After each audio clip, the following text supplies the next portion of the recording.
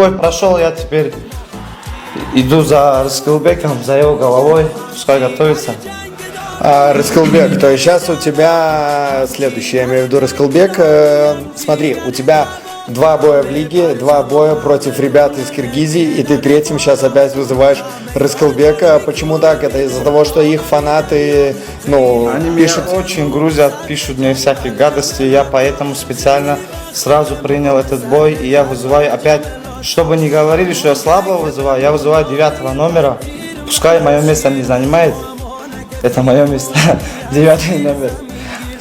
Я буду потихоньку, да, сейчас 9, потом 8, 7. ما تاجیکا ذاتی هستیم که سر خم نکدیم ولی سر خیلی ها را پیش خود خم کدیم احترام کو تا احترام شوین همون جه که بمون آله پنگیر منم شیر با امانه که فینوونن یاسیر زمین گیر همون جه که بمون آله پنگیر منم شیر با امانه که فینوونن یاسیر زمین گیر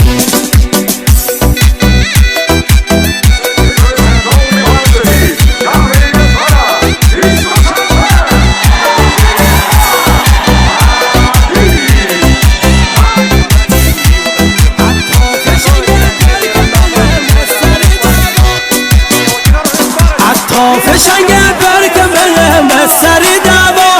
حتی فشنگ برگ مهم از سر دعوا داد و بیداد نکندم بمینی مال این حرفا هر کجا که بوری همتی دنبالگیر به سرا اینه دون که تیشناس نامه حالانه یک سال همون جه که بمون آله 5 تیر منم شیر با امانه که فینووننی اسیر زمین گیر همون جه که بمون آله 5 تیر منم شیر با امانه که فینووننی اسیر زمین گیر